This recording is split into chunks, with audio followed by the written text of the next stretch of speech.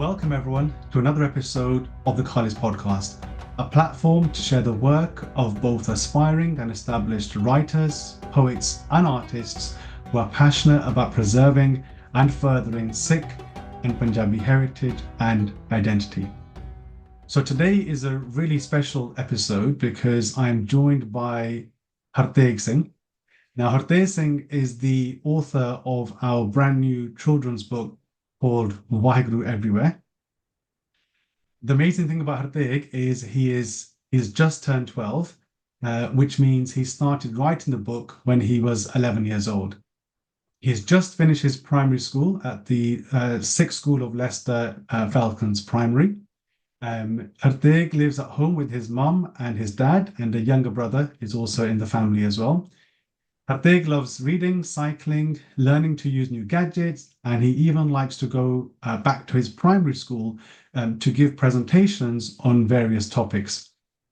Amazingly, Harteg has also read most of the books from Khalis' house, his favourites being Ujang, the graphic novel, Baba Deep Singh, Rani Sadakaur, and amazingly, Padshah Mehma as well, which we'll get into shortly. He's currently taking Kirtan Vidya, Shastra Vidya, and Santya as well. And we'll obviously touch upon that throughout the podcast. But firstly, Harteg Singh, welcome to the Khalis podcast. Vaheguru Ji Ka Khalsa, Vaheguru Ji Ki Fateh. Thank you, Singh, for joining me on this podcast. I'm really looking forward to today's conversation because obviously you're publishing your very first book with Khalis House, and I've had the pleasure of obviously working alongside you and your father, who's obviously played a big role within this as well, and obviously your mother as well. I wanted to just start the podcast, just like I always do with most of my guests, just to ask a little bit about yourself, a bit about your background, and kind of your journey into deciding to write this book, Vaheguru Everywhere. So basically, I would read a lot, and then so my dad said that if I read a lot, I should also write something for other people to read. So that's where I got the idea that I should write a book. Okay.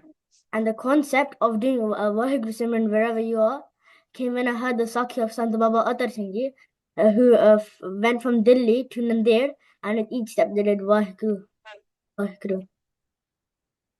Okay, amazing. And so what was it about that story of Sant Atar Singh Ji that kind of drew you towards, writing a full book? What was it? Was there something that you experienced, or did you feel? What did you feel when you first heard about that Sakhi?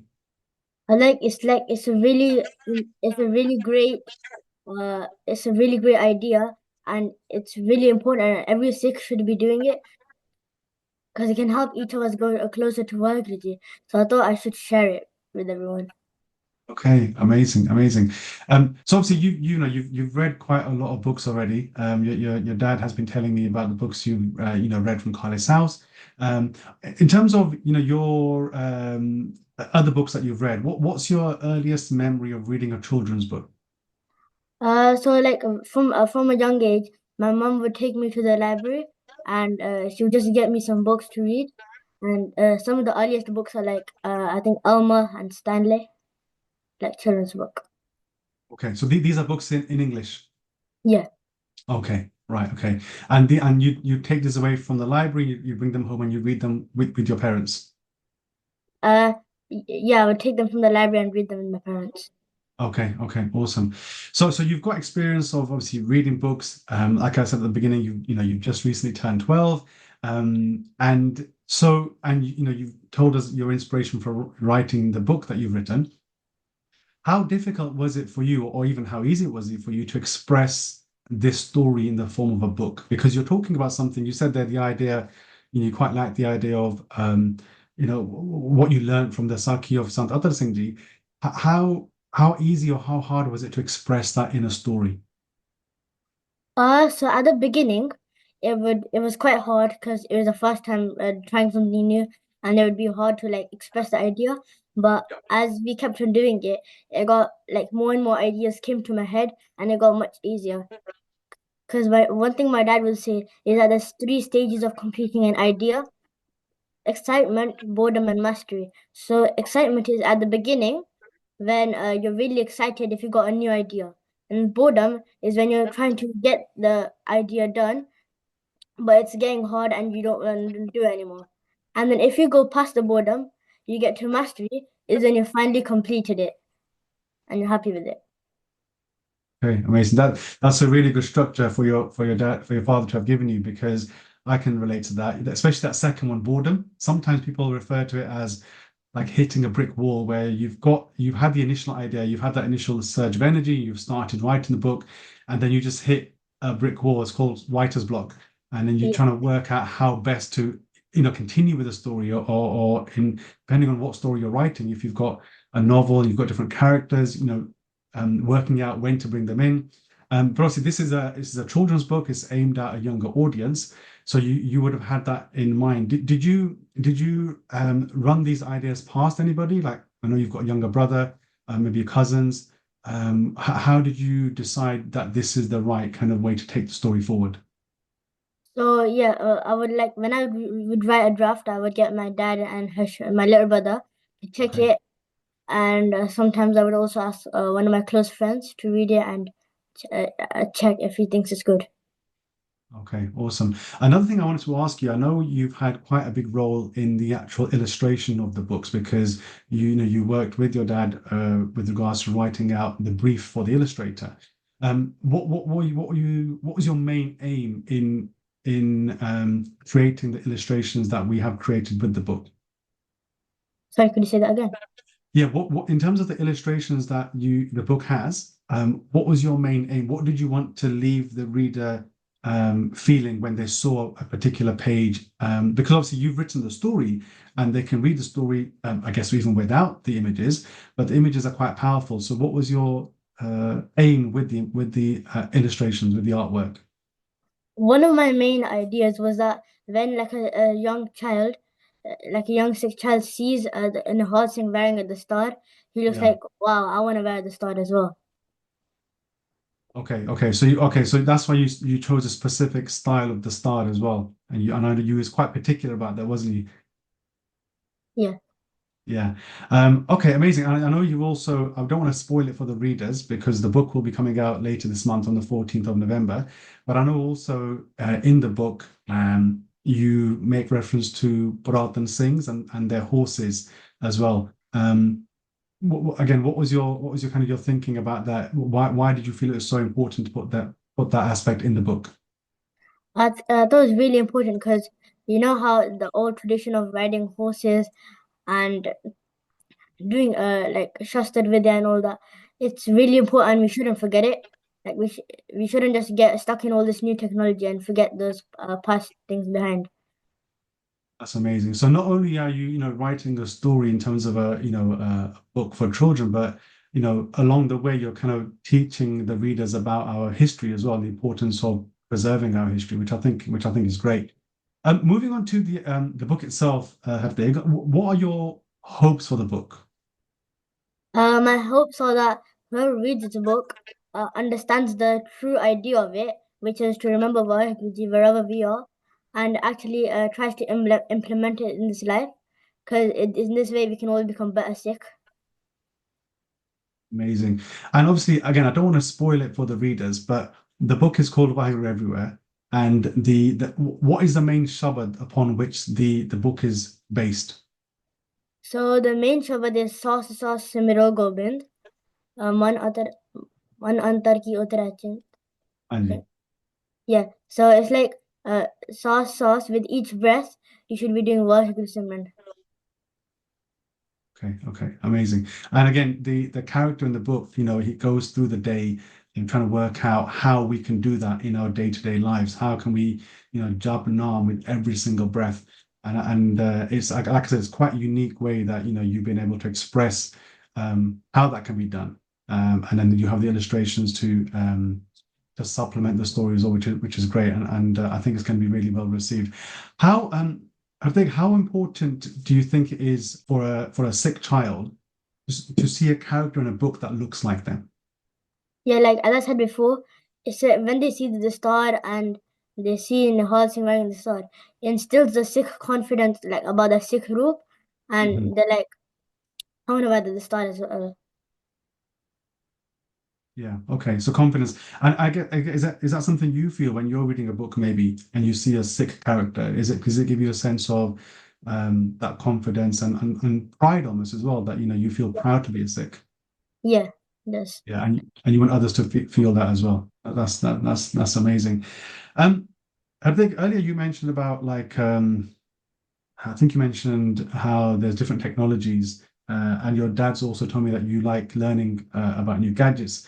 So one question I want to ask you is, obviously, at the moment, there's so much being produced with regards to AI and like animation and CGI, and you've chosen to write a book. So how important do you think it is to tell a story through a book? I think it's really important because one fact that we shouldn't really forget that Guru Granth Sahib Ji is like in a way it's in a written form, and we shouldn't forget that fact. And like a book, it doesn't run out of battery. It doesn't need charging or anything. It's always there for you. You don't need to rely on anything to read a book, Okay, and okay, that's amazing. Yeah, Hanji gone. it's really important because uh, I'm not saying we shouldn't use the latest tech because even I enjoying using that stuff, but we shouldn't forget the fact that books are really important. Okay, amazing. And I mean, obviously, you've got.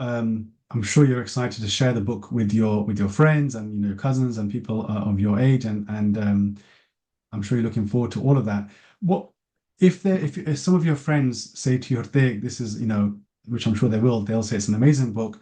I would like to write something. What advice would you give them? One advice I would give is to never give up. Like in the book, while writing the book, there might be times when you feel you just want to give up and you don't want to write anymore. But if you get past that stage, then and you see the book in your own hands, it just makes up for it. Amazing, amazing. And also, I think what's really important is, and maybe you can comment on this, is maybe choosing a topic that you feel passionate about, because clearly, this is something that you enjoy. At the top of the podcast episode, I mentioned how you're taking Kirtan Vidya, Shastra Vidya, you're learning Santya as well. So you're already immersed kind of within this world. So I guess that makes it easier because you're writing about something you genuinely care and feel passionate about. Yeah. How is that all of that learning, and how long have you been doing it for?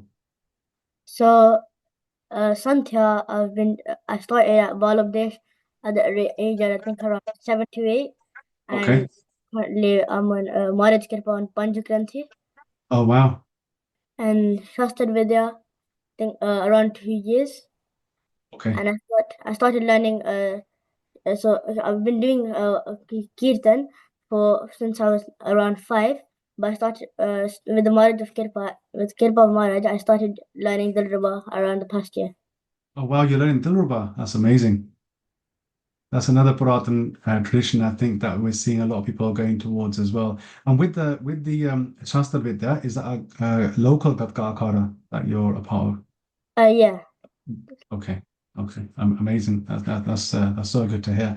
I think so. I do want to share more about the book, but I also want to leave it for the readers to explore and learn and discover what the book is all about. So I just wanted to ask you about what your kind of thoughts are on future publications. Do you have any thoughts about maybe publishing another book, maybe continuing the Hal story, or any other ideas that you have that you'd like to share with the viewers and the listeners of the podcast? Yeah, I do have a couple of ideas, like to continue the Nihal Singh story, like one about horses, like Nihal Singh about and horses, where he learns more about Kore and the itihas of them. Okay, okay, amazing. I was actually also going to ask you earlier about what your personal favorite part of the book is, I'm guessing it's the horses. Yeah. Okay, okay, amazing. What is it? What is you like about that? I know you mentioned how it makes you connect to our history, and horses are a big part of Sikh tradition, and the Sikh warrior tradition, part of the Khalsa. What do you like about them? I just like the way that it's like a mode of transportation, but like a car, it can't go through a really deep, really dense jungle or up a mountain. Like depend, Mhm. you have to like there's a type of car, but Sure. a Quora, a horse, you can go through any type of habitat or any type of uh location. Yeah. Okay. That's amazing. Yeah. I can't disagree with you on that. Um, I think what's your now that you've finished a book, you've just turned 12, how does that feel to have published a book at the age of 12, to have completed, a book at such a young age? It just feels great. Like Marriage has done a lot of kirpa, and Marriage has actually helped us support, like get the idea through and complete the book. Amazing. I mentioned, the support that you had from your mum and your dad. Who encouraged you to write the most throughout this whole process? My dad was really encouraging. Like at times when I would just like maybe forget about it, he would remind me like, "Oh, you need to write this next page," or like that. Well, I think you've done a really good job firstly with today's podcast. So thank you once again for joining me. You've done a great job with the book as well. I can't wait for people to have the book in their hands. Really looking forward. It's currently with the print. It's coming through the printing process, so it should be available. If anybody would like to pre-order the book, you can do so via visiting khalishouse.com, and you can place your pre-orders via the website and grab your copy. So thank you once again, Harteg. Just one last question I have for you. Did you, in the process of writing the book, did you try to bring any magical or kind of fun elements to the book, because it is aimed at children? Is that something you thought about that you'd like to share? Uh, in this book, like fiction stories and magical stories, they are really fun, and even I enjoy reading them. But after all, they're just fiction. When we're talking about something that's actually real, about experiencing Vaheguru Simran everywhere, we don't really need any magical elements. It's like magical on its own.